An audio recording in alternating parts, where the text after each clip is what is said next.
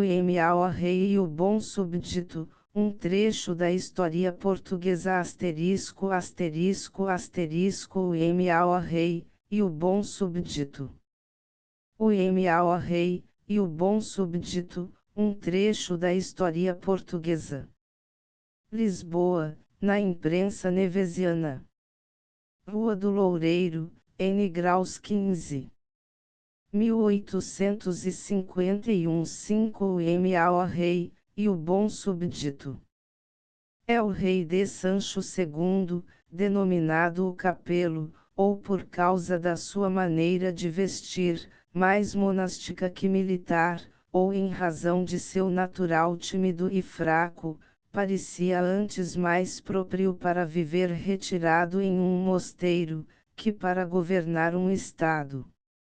Quando seu pai morreu, tinha ele 26 anos, e como era descuidado dos negócios do reino, e completamente inhábil para o cargo que herdara, cada um vivia em Portugal muito à sua vontade, tanto por causa da brandura do monarca, e da sua simplicidade, como em razão da maldade de seus conselheiros, e vélidos, porque estes, vendo-o tão bem disposto para lhes deixar executar os maus desejos, se serviam de suas faltas para satisfazer sua avidez.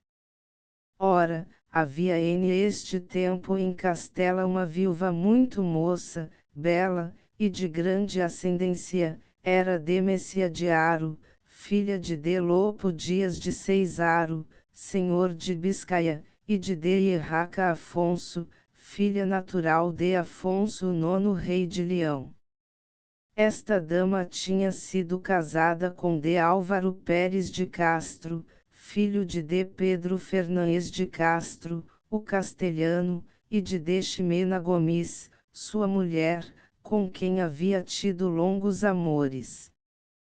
E era este o mesmo que se mostrava tão louco com a sua paixão, e tão contente de si próprio, que um dia tendo o rei de Castela vindo pôr o cerco diante de uma de suas cidades, tinha mandado armar as muralhas de pena ou de seda, dizendo que não queria outra defesa entre ele e os que o vinham atacar. Enfim, tendo-se casado com Demécia, e tendo vivido alguns tempos com ela, havia morrido sem deixar filhos. Foi então que, achando-se Demécia no mais subido auge de seus encantos, os vélidos de El Rei de Sancho, que conheciam suas inclinações, exageraram de tal modo a beleza de esta dama, que o persuadiram a tomá-la por mulher. Sendo elas, pois, os ótares da sua união, Demécia reconheceu sempre a obrigação em que lhes estava, e foi para com elas tão excessiva a sua gratidão, que por causa de ela esteve o reino a ponto de se destruir. Demécia, com seus vélidos e os conselheiros de El Rei de Sancho, dispunha de tudo a seu bel prazer, dando os empregos e os benefícios, fazendo o bem e o mal conforme lhe agradava.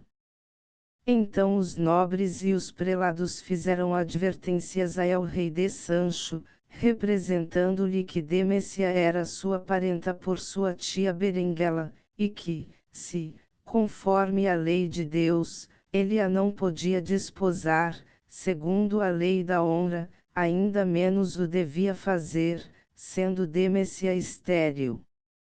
Em uma palavra, diziam que devia largar esta mulher, mas o rei Licete estava tão afeiçoado, que, ou fosse por arte de magia, ou por causa da sua beleza, não podia separar-se dela. Indo as coisas assim, e continuando ela a favorecer os conselheiros do rei, 1000 extorsões, e 1000 rapinas se cometiam, sem que nenhum cuidado dissem a El Rei, e sem que ele escutasse as queixas de seus súbditos. Os prelados do reino se queixaram, enfim, ao Papa Gregório IX. De Sancho fingiu arrepender-se, mas depois voltou a seus primeiros excessos de fraqueza, que permitiam toda a qualidade de dilapidações e violências. A excomunhão foi lançada, mas só no pontificado do Papa Inocêncio IV. De Sancho, perdido em seus amores, resistiu ainda.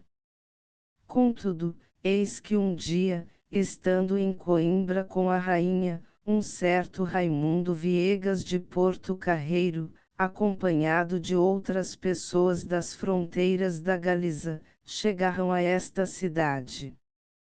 Estes guerreiros se apoderaram de Demécia, que transportaram ao castelo de Ourém. Então el-rei, seguido de muita gente, partiu armado a requerer que se lhe entregasse sua mulher. Nada conseguiu, elas a conduziram a Galiza, e de ali passou a Castela, de onde não voltou mais a Portugal.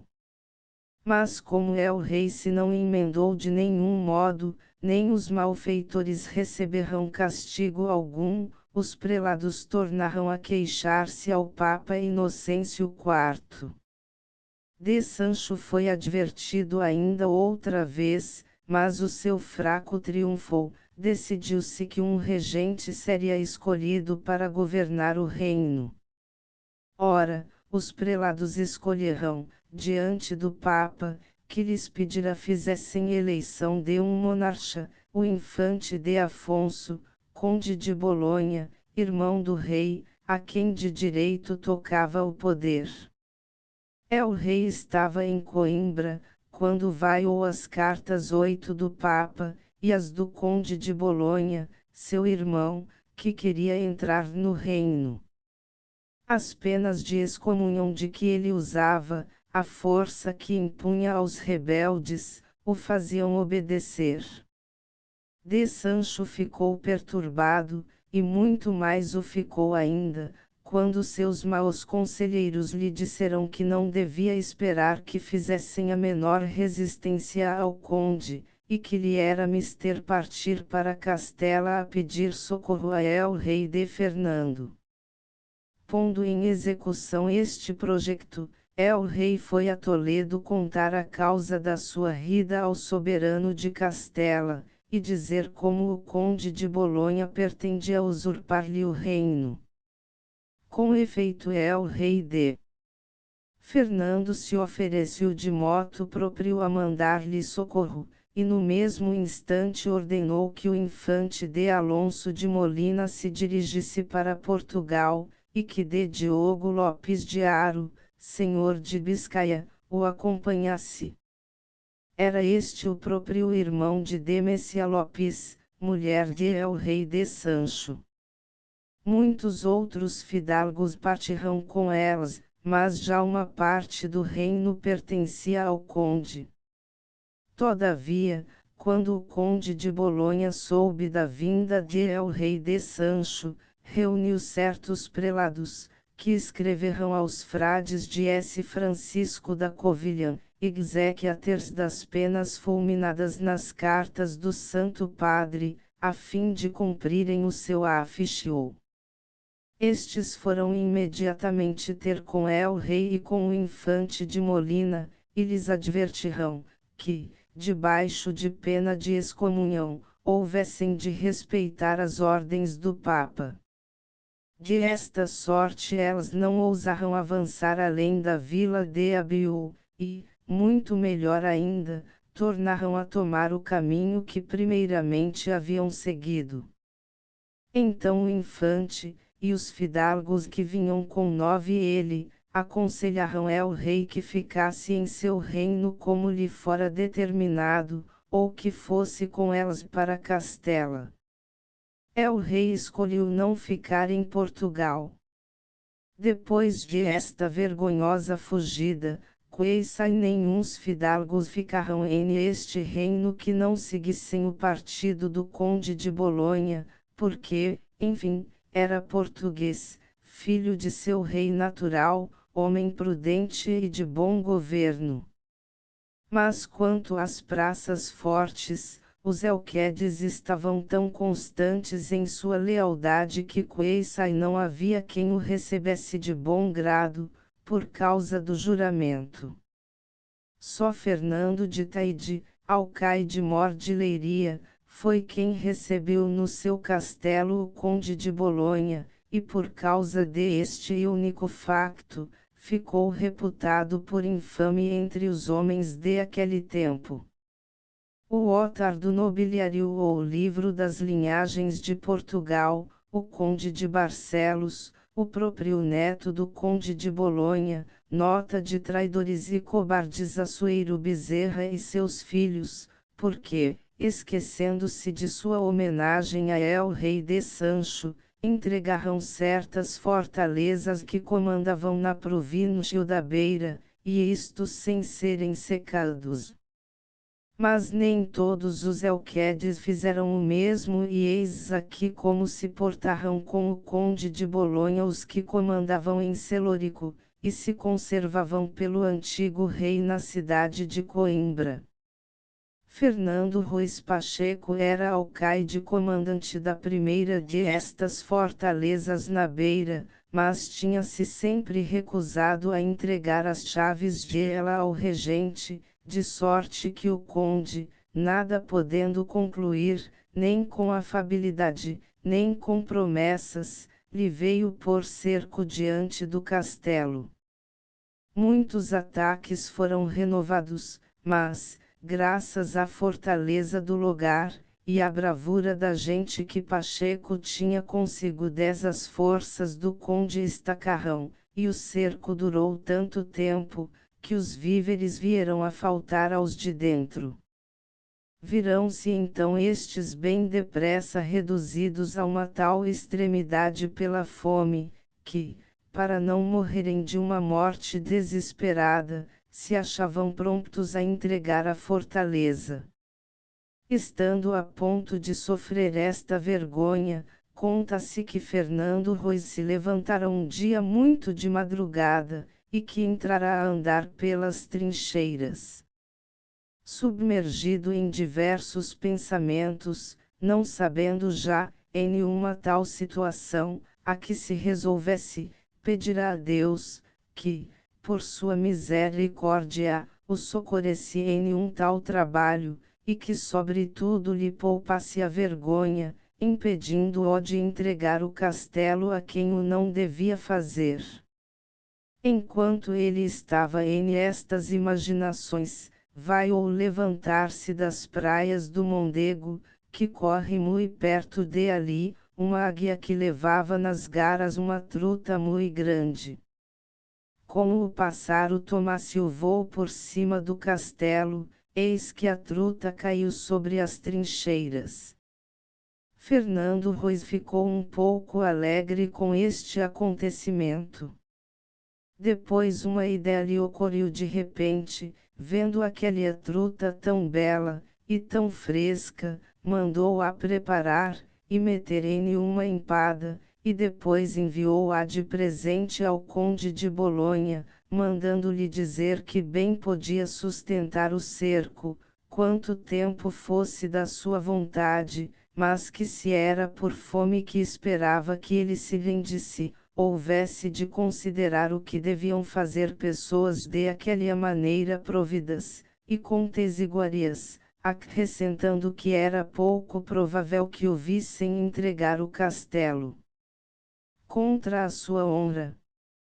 O conde, e os que estavam presentes, ficaram extremamente maravilhados, não sabendo como isto tinha podido acontecer. Vendo, pois, que de prolongar o cerco nada de bom lhe resultaria, o regente se retirou com o seu exército. Eis aqui o feito do bom súbdito. Não restava em Portugal, da parte de Sancho, senão o castelo de Coimbra, mas era a fortaleza mais honrosa do reino, porque esta cidade tinha o título de capital, e servia de residência aos reis. Quem ali governava era de Martim de Freitas, cavaleiro muito famoso, e de ilustre ascendência. Tendo o conde feito todas as diligências possíveis com ele para que lhe entregasse a praça, antes de recorrer às armas, Freitas o desenganou de tais esperanças, e lhe disse, que enquanto vivesse El Rei de Sancho, nada lhe seria entregue sem sua ordem, e que para ele, de Martim, a morte ou os maus tratamentos eram coisa menos de temer que a deslealdade. Que portanto podia dispensar-se de lhe meter medo com a morte, ou com outros perigos, porque estava decidido a sofrer tudo, e que, finalmente, ele não estava no mundo para fazer estado da vida, mas sim para ganhar honra, e para a conservar. O conde pôs o cerco, e fez atacar muitas vezes o castelo. Tanto valor se mostrou de ambas as partes, que de ambas igualmente houve ali grande número de mortos e feridos, e ainda que os combates se renovassem, o alentado esforço do alcaide e de seus companheiros era tal, que bem pouco serviu o trabalho dos sitiantes. O conde, indignado, fez solene juramento de não levantar o cerco enquanto não obtivesse o castelo por assalto ou por fome. Tanto ele perseverou, que as provisões e a água começaram a faltar aos de dentro, chegaram até a comer as bestas de carga, os cães, e os gatos, e outras coisas desusadas, a que repugna o natural do homem doze. O conde, sabendo em que miséria estavam, e sentindo-se pesaroso de que homens tão corajosos sofressem tanto, lhes mandou pedir que se rendissem, dizendo-lhes, que, sem causa, se não matassem a si próprios, que não tinham razão de crer que aquilo fosse proeza, que antes era loucura. Porque nada poderiam conseguir. De Martim de Freitas respondeu, que, pela sua honra, não desistiria do desígnio em que estava. Achando-se estes cavaleiros, pois, em grande tristeza, eis que do alto do castelo virão passar um cavaleiro que a val atravessava o Mondego, e cujo cavalo, saciado, de nenhuma maneira lhe importava beber. Magoados de se verem em tal estado, que até inveja tinham de uma besta, começaram a lamentar-se, a dizer mal da sua sorte, e entre os que assim falavam, havia parentes e amigos do alcaide.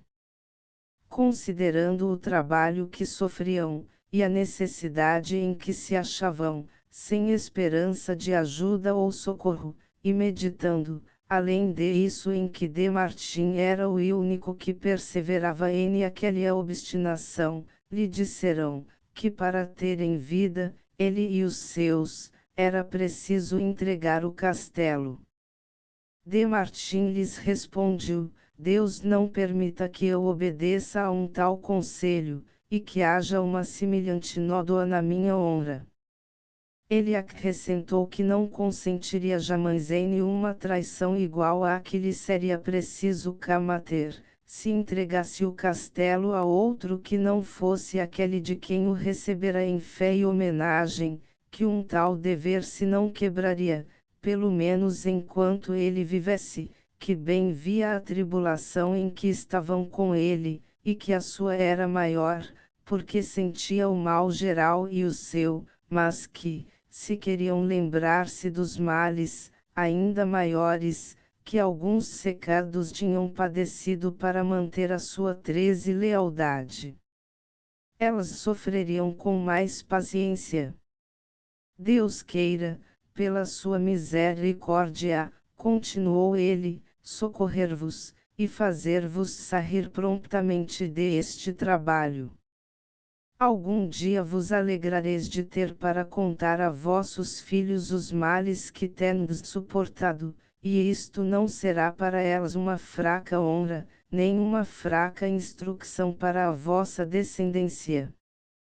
Ia-lhes também recordando, que, se obtendo alguma coisa de beber e de comer, elas salvavam sua vida. Esta vida devia ser curta, mas que a infâmia de não ter acabado com glória, coisa tão bem começada, duraria sempre. Demais, que tudo o que lhes pedia, era que, como homens que mais amavam o espírito do que a carne, o ajudassem, e não o deixassem à revelia, ao menos enquanto isto estivesse em seu poder. Finalizou com estas palavras: o trabalho e a paciência têm sido comuns, a glória seja também igual para todos. D. Martim de Freitas, para mais abonar a firme resolução em que estava, disse ainda que a honra de sua filha lhe era muito cara, mas que mais depressa cederia de sua virgindade, que entregaria a fortaleza de Coimbra. Depois que D. Martim proferira estas palavras, ficaram como assombrados do seu zelo, louvaram sua bondade, tomaram elas mesmos novo ânimo, e prometeram-lhe de satisfazer o seu desejo, tivesse ou não razão, acrescentando que em nenhuma circunstância o abandonariam, e que antes sucumbiriam todos que faltarem a esta promessa. O cavaleiro e os seus continuavam a estar em esta posição difícil, havendo já contudo perto de um ano que o rei de Sancho tinha ido para Castela. Mas em aquela época o conde de Bolonha recebeu notícia certa da morte de seu irmão, e sentindo-se magoado da perda de tantos homens de bem 14 e admirado de tão grande lealdade, lhes enviou munições de boca, assim como refrescos. Mandou também juntamente uma mensagem para o alcaide, em que lhe participava que o rei era morto, e que se ele queria pessoalmente informar-se de isso, lhe permitia a ele, Martim de Freitas, a ida a Castela, e a volta à fortaleza, sem que, durante a jornada, tivesse receio de algum ataque da sua parte. D. Martim foi a Toledo, e bem que soubesse de todos que o rei de Sancho era morto, bem que lhe mostrassem onde estava enterrado, ainda isto o não satisfez. Para adquirir mais certeza fez levantar a pedra que o cobria, e quando conheceu bem que era ele, disse, que, diante de numerosas testemunhas, quis satisfazer todas as promessas de homenagem, pôs as próprias chaves da fortaleza no braço direito de el rei de Sancho, e autenticando esse facto com notários públicos, de quem requererá a presença, fez fechar o túmulo. De volta para Coimbra, entrou de noite, e em segredo, no castelo. Foi de ali que no dia seguinte, de manhã, enviou a dizer ao conde, já reconhecido rei, que fosse tomar posse da praça, que ele de Martim de Freitas podia entregar-lhe. El rei se dirigiu à fortaleza, e foi o mesmo alcaide quem lhe abriu. Então, pegando pela mão de sua mulher e filhos, os pôs fora, dizendo-lhes: deixemos este castelo a quem pertence. Depois, pondo um joelho em terra diante do rei, e pegando nas chaves da praça, as ofertou, pronunciando estas palavras: Senhor, pois que aprove a Deus que de Sancho, vosso irmão, morresse, tomai as vossas chaves e o vosso castelo. De hora em diante vos terei por meu rei e senhor, e ao mesmo tempo mostrou a Afonso XV as escrituras que mandara fazer em Toledo, para sua honra e descargo. Um cavaleiro que estava presente o interrogou, dizendo, por que não pedia perdão a el rei de todos os desgostos que lhe havia causado, e do agravo que lhe fizera, deixando matar e ferir tanta gente, e negando por tanto tempo ao seu soberano a entrada de uma praça que era sua.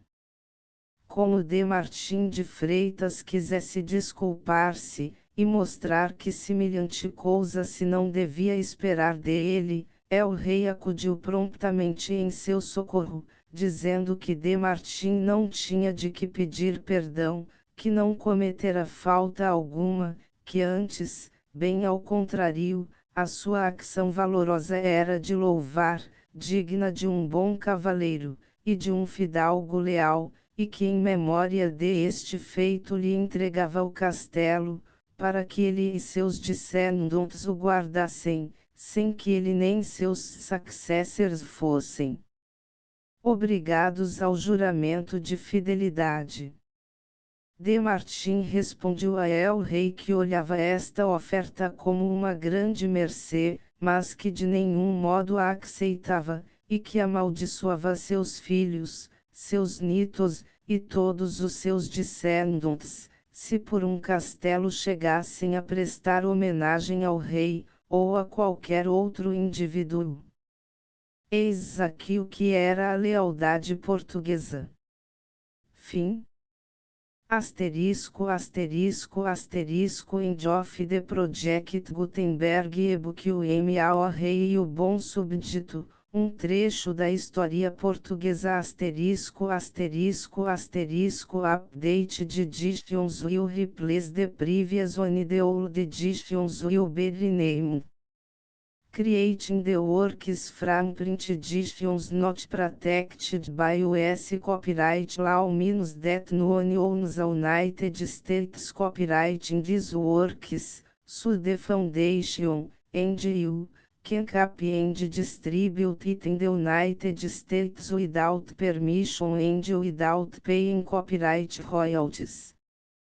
Special rules set forth in the general terms of use part of this license, apply to copying and distributing Project Gutenberg trademark electronic works to protect the Project Gutenberg trademark concept and trademark. Project Gutenberg is a registered trademark, and may not be used if you charge for an e-book, except by following the terms of the trademark license, including paying royalties for use of the Project Gutenberg trademark. If you do not charge anything for copies of this e-book, complying with the trademark license is very easy. You may use this e-book for nearly any purpose such as creation of derivative works, reports, performances and research. Project Gutenberg e-books may be modified and printed and given away. You may do practically anything in the United States with e-books not protected by US copyright law. Redistribution is subject to the trademark license, especially commercial redistribution.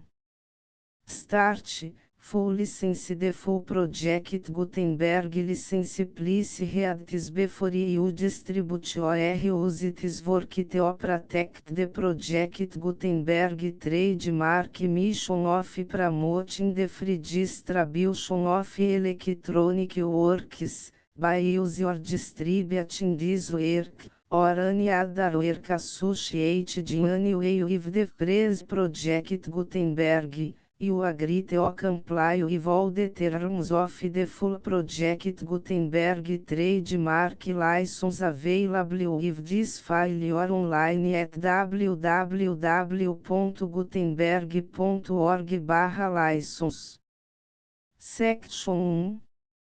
General Terms of Use and Redistributing Project Gutenberg Trademark Electronic Works 1. By reading or use any part of this Project Gutenberg Trademark Electronic Work, you indicate that you have read, understand, agree to and accept all the terms of this license and intellectual property, trademark/copyright, agreement.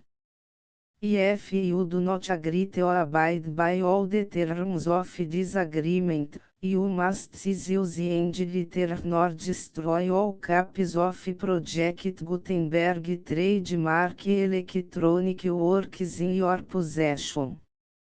If you pay the fee for obtaining a copy of your access to a Project Gutenberg trademark electronic work and you do not agree to be bound by the terms of this agreement, you may obtain a refund from the person or entity to whom you paid the fee set forth in paragraph 1.8. 1.b Project Gutenberg is a registered trademark. It may only be used on or associated in any way with an electronic work by people who agree to be bound by the terms of this agreement. There are a few fees that you can do with most Project Gutenberg trademark electronic works even without complying with the full terms of this agreement. See paragraph 1.c below. There are a lot of fees you can do with Project Gutenberg trademark electronic works if you follow the terms of this agreement and help preserve free future access to Project Gutenberg trademark electronic works. See paragraph 1.i below. 1c. The Project Gutenberg Literary Archive Foundation, the foundation or PGLAF, owns a compilation copyright in the collection of Project Gutenberg trademark electronic works. Nearly all the individual works in the collection are in the public domain in the United States.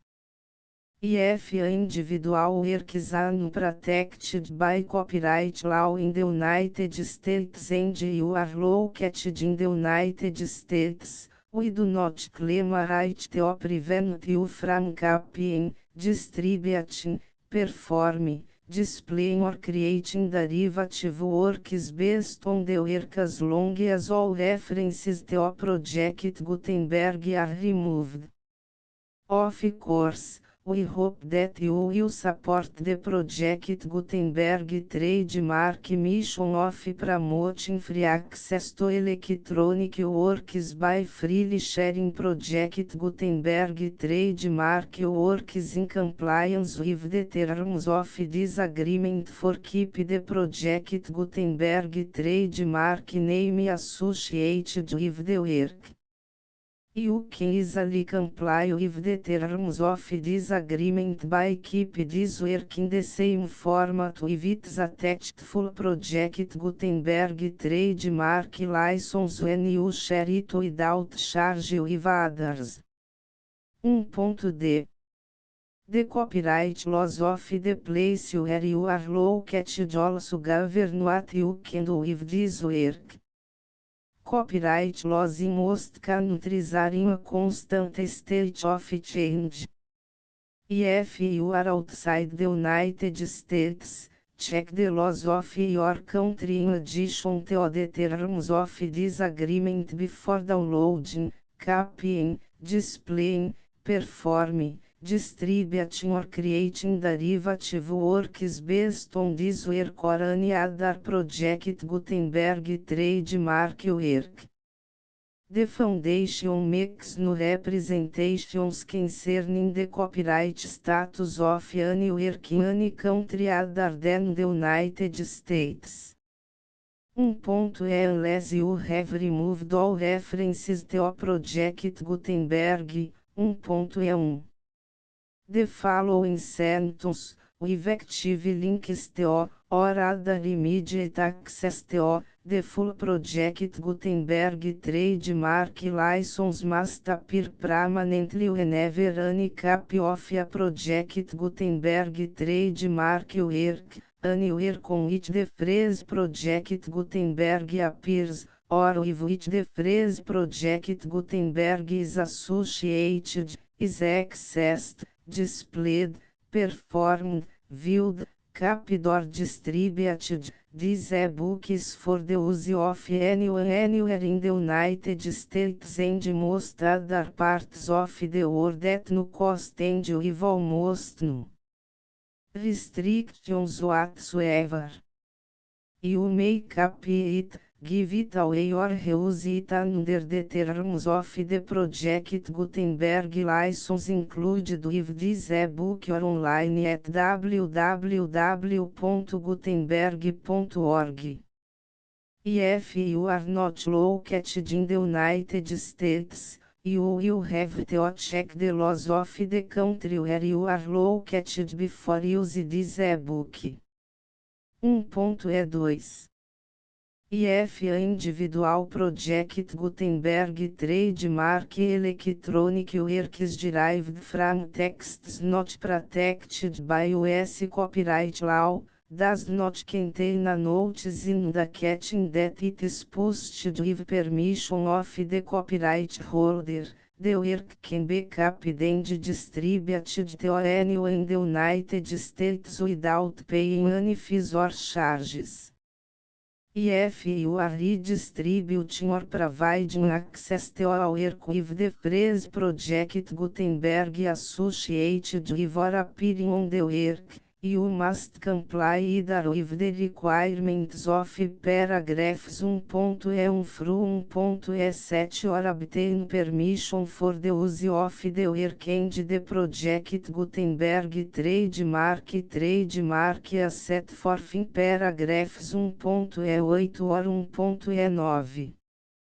1.E3 If a individual project Gutenberg trademark electronic works posted with the permission of the copyright holder, your use and distribution must comply with both paragraphs 1.E1 through 1.E7 and any additional terms imposed by the copyright holder.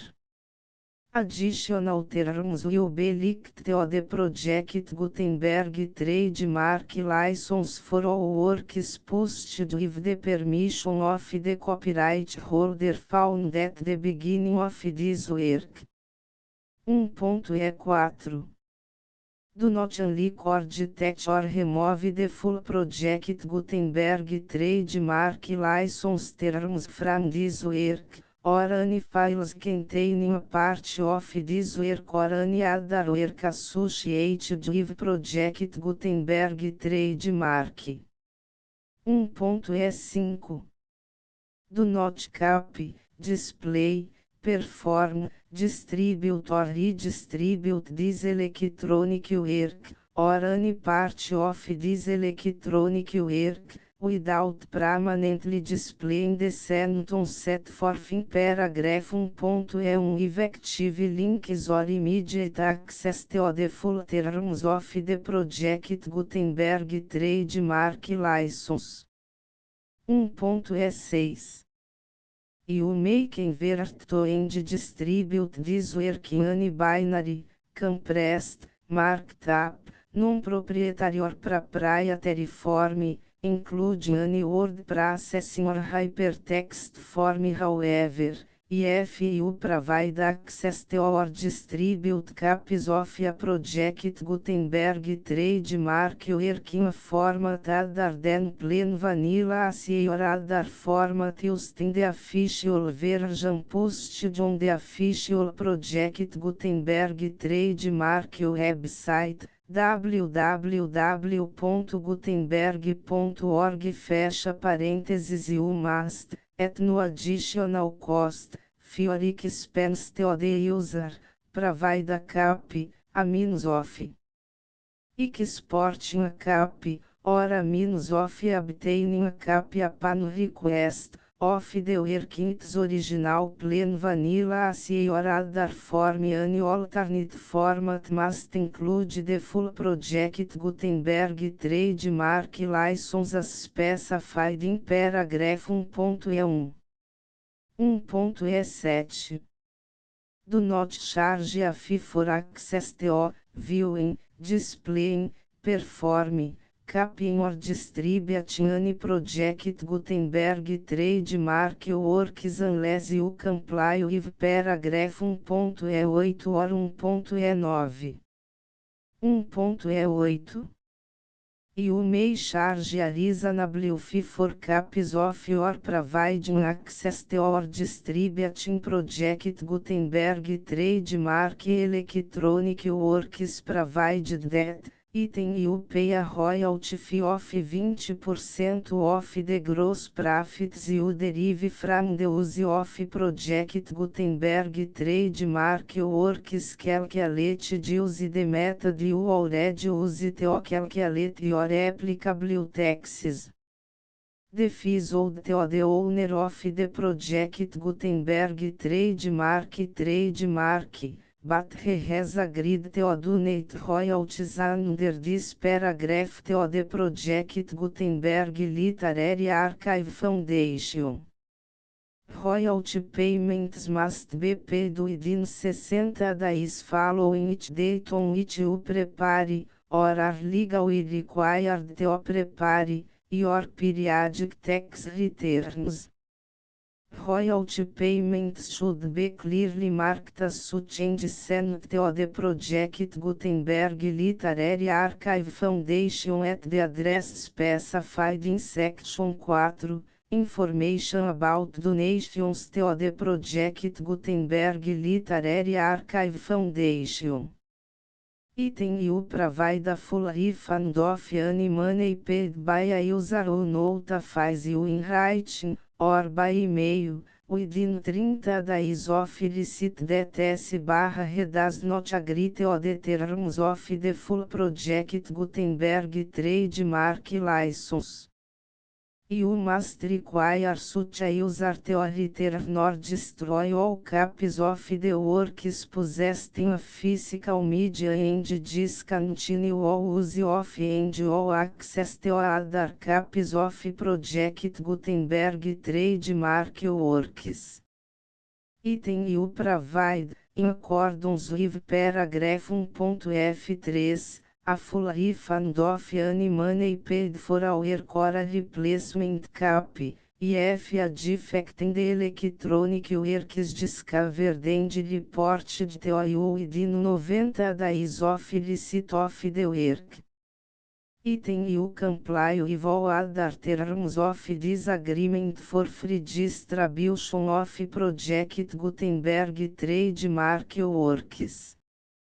1.E9 If you wish to charge a fee or distribute a project Gutenberg trademark electronic work or group of works on different terms than are set forth in this agreement, you must obtain permission in writing from the project Gutenberg Literary Archive Foundation, the manager of the project Gutenberg trademark. Contact the foundation as set forth in section 3 below. 1.F1.F1 Project Gutenberg volunteers and employees expend considerable effort to identify, do copyright research on, transcribe and proofread works not protected by US copyright law in creating the project Gutenberg trademark collection. Despite these efforts, Project Gutenberg trademark electronic works, and the media on which they may be stored, may contain defects such as, but not limited to, incomplete, inaccurate or corrupt data, transcription errors, a copyright or other intellectual property infringement, a defective or damaged disk or other medium, a computer virus, or computer codes that damage or cannot be read by your equipment. 1.F2 Limited warranty, disclaimer of damages, except for the right of replacement or refund described in paragraph 1.f3, the Project Gutenberg Literary Archive Foundation, the owner of the Project Gutenberg trademark, and any other party distributing Project Gutenberg trademark electronic work under this agreement, disclaim all liability to you for damages, costs and expenses, including legal fees. You agree that you have no remedies for negligence, strict liability, breach of warranty or breach of contract except as provided in paragraph 1.f3. You agree that the foundation, the trademark owner, and any distributor under this agreement will not be liable to you for actual, direct, indirect, consequential, punitive or incidental damages even if you give notice of the possibility of such damage. 1.f3 Limited right of replacement or refund, if you discover a defect in this electronic work within 90 days of receive it, you can receive a refund of the money, if any. You paid for it by sending a written explanation to the person you received the work from. If you received the work on a physical medium, you must return the medium with your written explanation. The person or entity that provided you with the defective work may elect to provide a replacement cap in lieu of a refund. If you received the work electronically, the person or entity providing it to you may choose to give you a second opportunity to receive the work electronically in lieu of a refund. If the second cap is also defective, you may demand a refund in writing without further opportunities to fix the problem. 1.f4 Except for the limited right of replacement or refund set forth in paragraph 1.f3, this work is provided to you as is, with no other warranties of any kind, express or implied, including but not limited to warranties of merchantability or fitness for any purpose. 1.f5 Some states do not allow disclaimers of certain implied warranties or the exclusion or limitation of certain types of damages.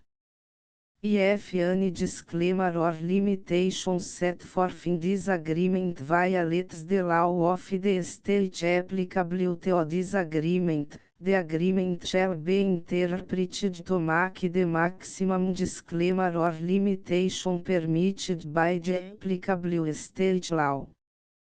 The invalidity or unenforceability of any provision of this agreement shall not void the remaining provisions. 1.f6 Indemnity, you agree to indemnify and hold the foundation, the trademark owner, any agent or employee of the foundation, anyone providing copies of Project Gutenberg trademark electronic works in accordance with this agreement, and any volunteers associated with the production, promotion and distribution of Project Gutenberg trademark electronic works, harmless from all liability, costs and expenses, including legal fees, that arise directly or indirectly from any of the following which would or cause to occur. A. Distribution of this or any Project Gutenberg trademark work. B. Alteration, modification, or additions or deletions to any Project Gutenberg trademark work, and C. Any defect you cause. Section 2. Information about the mission of Project Gutenberg Trademark Project Gutenberg Trademark is synonymous with the free distribution of electronic works in formats readable by the widest variety of computers including obsolete, old, middle-aged and new computers. It exists because of the efforts of hundreds of volunteers and donations from people in all walks of life. Volunteers and financial support to provide volunteers with the assistance they need are critical to reach Project Gutenberg trademark goals and ensuring that the Project Gutenberg trademark collection will remain freely available for generations to come. Em 2001, the Project Gutenberg Literary Archive Foundation was created to provide a secure and permanent future for Project Gutenberg trademark and future generations. To learn more about the Project Gutenberg Literary Archive Foundation and how your efforts and donations can help, see sections 3 and 4 and the Foundation information page at www.gutenberg.org. Section 3. Information about the Project Gutenberg Literary Archive Foundation. The Project Gutenberg Literary Archive Foundation is a non-profit 501(c)(3) educational corporation organized under the laws of the State of Mississippi and granted tax-exempt status by the Internal Revenue Service. The foundation Senior Federal Tax Identification Number is 64-6221541. Contributions to the Project Gutenberg Literary Archive Foundation are tax deductible to the full extent permitted by U.S. federal laws and your state's laws. The Foundation's business office is located at 809 North 1500 West, Salt Lake City, Utah 84116, 8015961887. E-mail contact links and up-to-date contact information can be found at the Foundation's website and official page at www.gutenberg.org/contact section 4. Information about donations to the Project Gutenberg Literary Archive Foundation. Project Gutenberg trademark depends upon and cannot survive without widespread public support and donations to carry out its mission of increasing the number of public domain and licensed works that can be freely distributed in machine-readable form accessible by the widest array of equipment including outdated equipment. Many small donations, $1 to cifrão 5,000, are particularly important to maintaining tax-exempt status with the IRS. The Foundation is committed to complying with the laws regulating charities and charitable donations in all 50 states of the United States.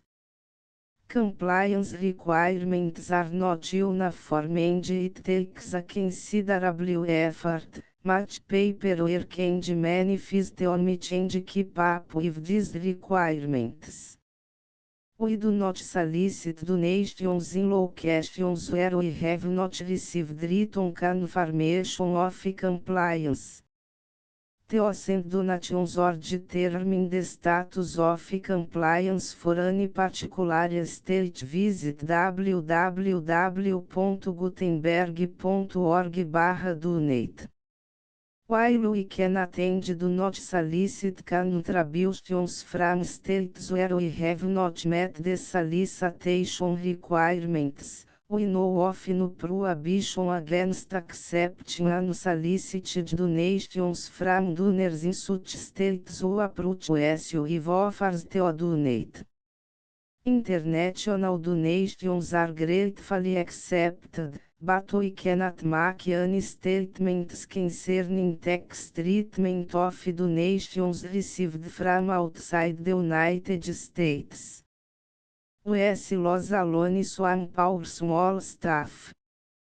Please check the Project Gutenberg web pages for current donation methods and addresses. Donations are accepted in a number of other ways including checks, online payments and credit card donations. To donate, please visit www.gutenberg.org/donate. Section 5. General Information about Project Gutenberg Trademark Electronic Works. Professor Michael S. Hart was the originator of the Project Gutenberg Trademark concept of a library of electronic works that could be freely shared with anyone. For 40 years, reproduced and distributed Project Gutenberg trademark ebooks with only a loose network of volunteer support. Project Gutenberg trademark ebooks are often created from several printed editions, all of which are confirmed as not protected by copyright in the US unless a copyright notice is included. Thus, we do not necessarily keep ebooks in compliance with any particular paper edition. Most people start at our website, which has the main page search facility, www.gutenberg.org. This website includes information about Project Gutenberg trademark, including how to make donations to the Project Gutenberg Literary Archive Foundation, how to help produce our new ebooks, and how to subscribe to our email newsletter to hear about new ebooks. O MAORREI, e o bom subdito. The full Project Gutenberg license.